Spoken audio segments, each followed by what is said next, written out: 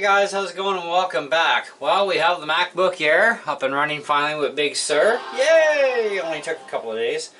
Anyway, so I just put in a Timetec 256 gig NVMe PCI Express solid state drive M.2, but with a weird funky key on it. It's not a B or an N key or a combination of both. It's a little strange bird. But we'll talk about that shortly. So we're doing this from a cold start, and we're going to use Blackmagic to do the stress test at 1 gigabit and at 5 gig. We're going to start with the 5 gig first and load her down.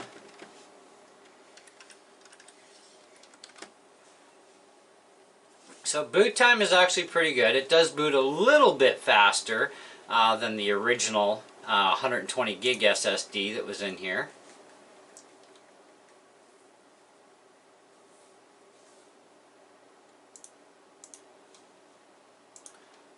So 5 gigabit stress test load, and we'll zoom in for you guys. 722.7, not bad. 858.1.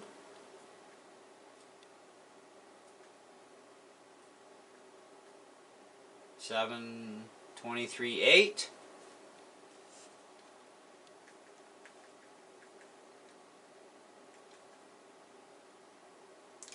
And 866.9. Alright, so let's go to the next test. 1 gigabyte.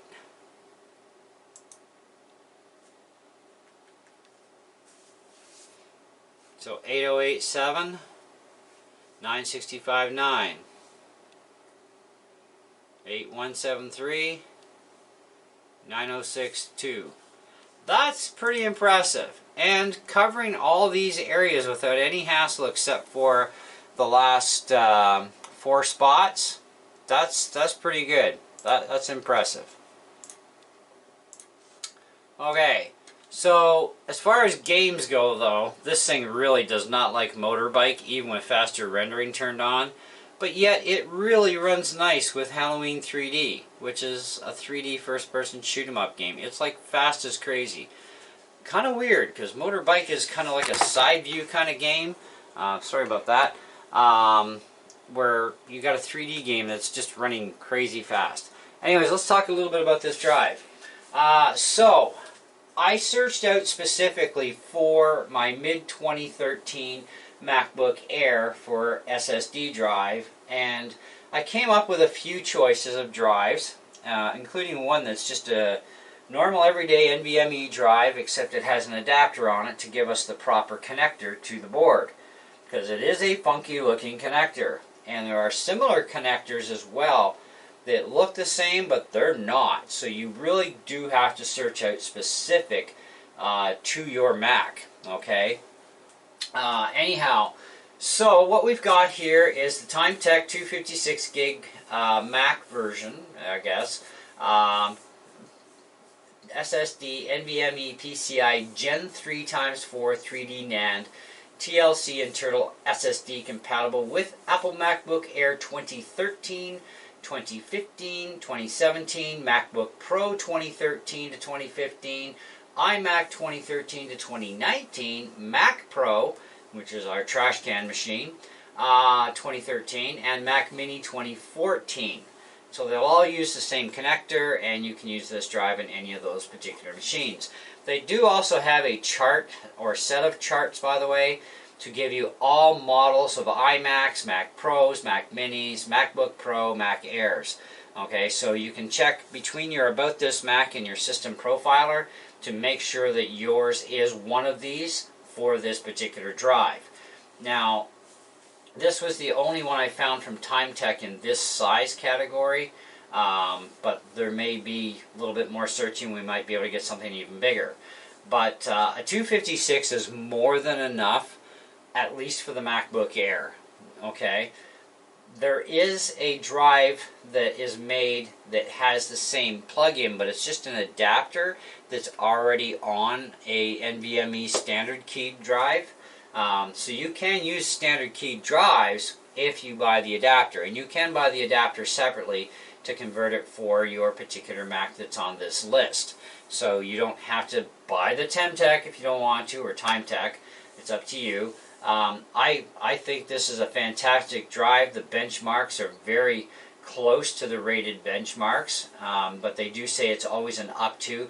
Other factors are involved: processing power, video power, how much RAM is actually in your computer, that sort of thing. That all affects benchmarks on an SSD drive, and things it can do for speeds and how it handles the different areas.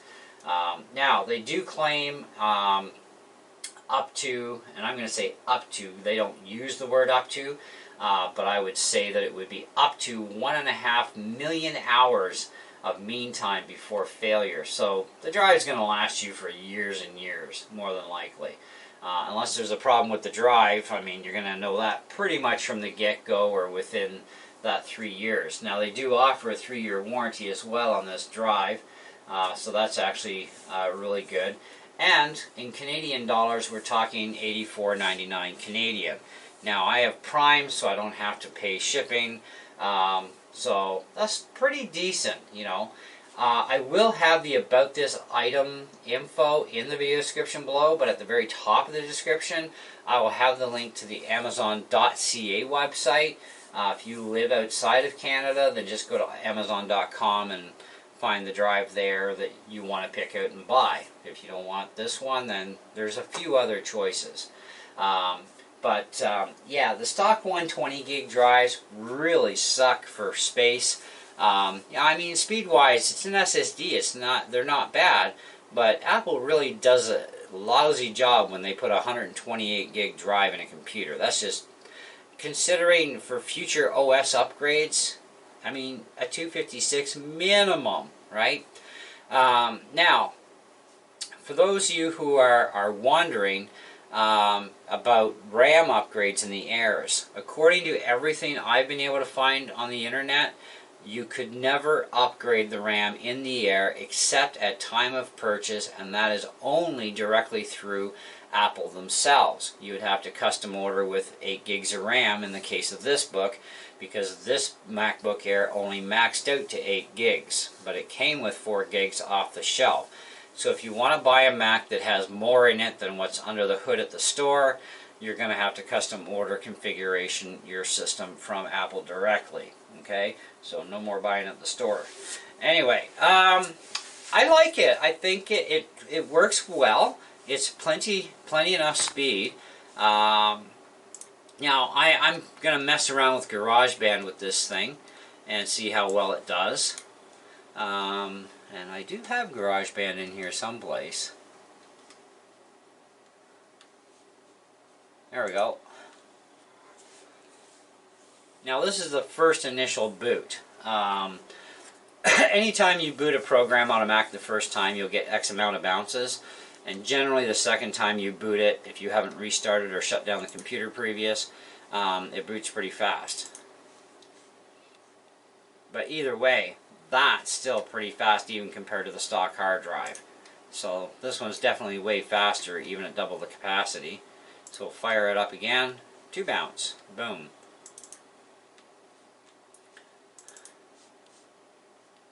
Now, a bigger hard drive is going to be ideal even on a Mac like this, because this Mac does run Big Sur. Now, the 2013 MacBook Airs do max at Big Sur, which is fine.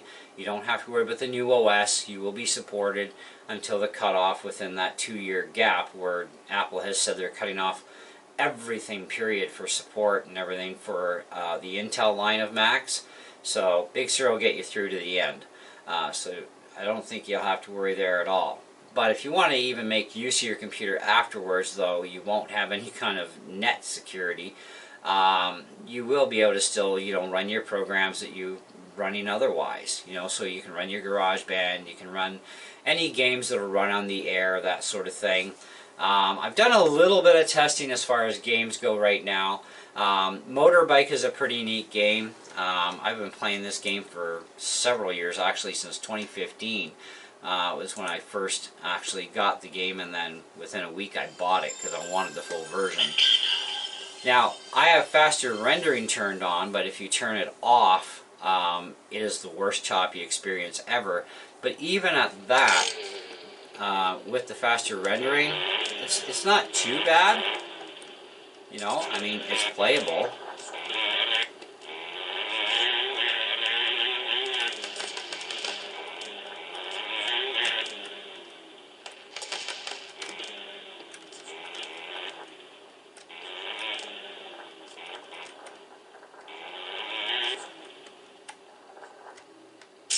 Not bad. So you go to the next track. So faster rendering, it's not bad. It is playable, it's not bad. Generally this game runs like 5 times smoother, but it is running quite well. But make sure you turn faster rendering on. Once you've done that, you're going to have to restart the game, because otherwise it'll still feel a little choppy, and that was a bad move. Yeah. We're not going to get up there. Halloween 3D runs exceedingly well on this computer too, which actually I didn't even have to change any settings for graphic wise, and it just runs phenomenally great. So that's also something that's reassuring. You can play some games on this thing. It's actually not bad.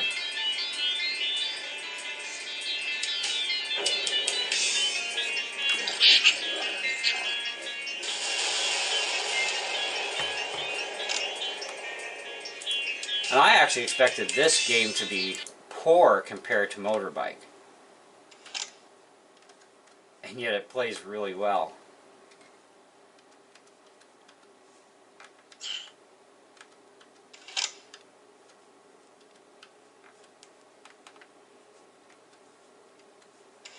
Ah!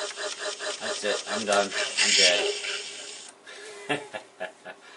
Anyway, guys, I'm going to give this drive a 4.5 out of 5. There is one other review on this drive on Amazon.ca, and that person is kind of like, yeah, great thing, excellent product, and 5-star rating. And it's like, what? You serious? You know, I mean, I bought this on chance the fact that I've used Timetec RAM in a couple of my computers, and I've had absolutely zero problems, and the stuff is fantastic, and it's cheaper priced than most other RAM out there. You know, and so I'm quite happy with their RAM. So I thought, well, you know what? If it fails, I can get a refund. It is Amazon, right? And for 85 bucks Canadian, it's worth every penny in my books. But you do have to have a bare minimum of High Sierra in order for the drive to be recognized by Disk First Aid in order to format it. Otherwise, it won't even show up. So again, that is minimum of High Sierra is what they're calling for. So read the read-ups on it. Read about your Mac. If your Mac is in the list, then yep, it'll be compatible, and you can go ahead and order it and have fun where you go. Now, this particular ad on Amazon only lists a 256 gig. I didn't want anything bigger.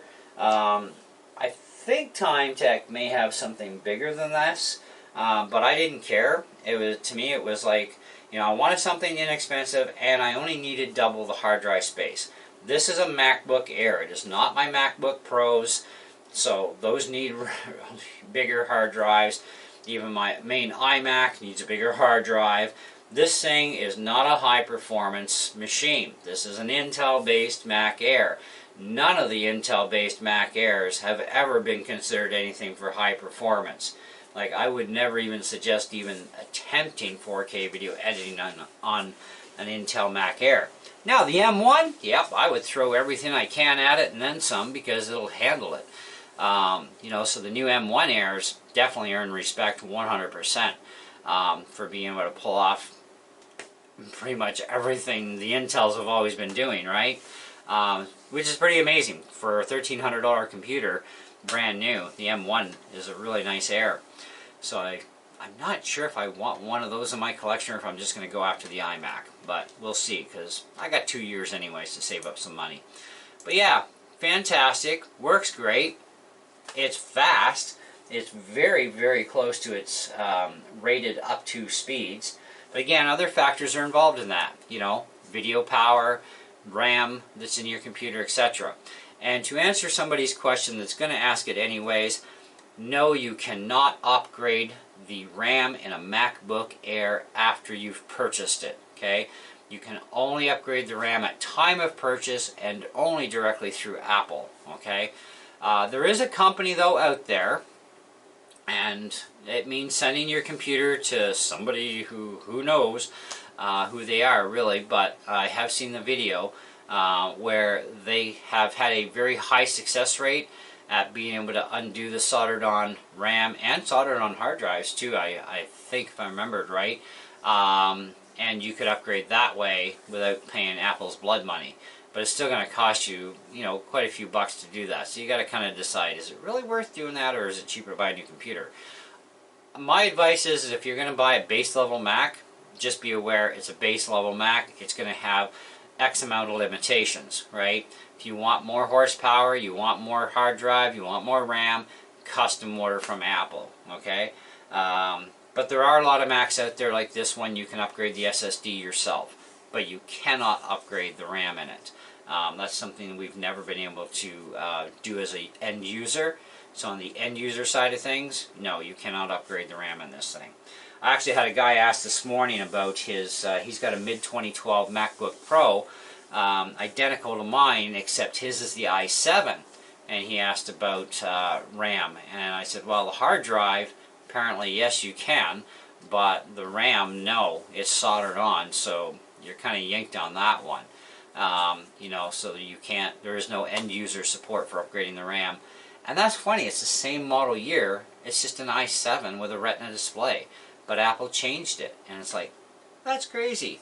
And yet both books were released, I believe, at the same time, too. But anyways, that's all I got for you guys, so hope you enjoyed the video. Do stay tuned for more. We got more stuff coming up in the next few days. Not sure what exactly, but we're working on it. So if you're not subscribed, please do so. Smash that bell for notifications, and you'll get updates to when I upload stuff. So, thanks for watching. See ya.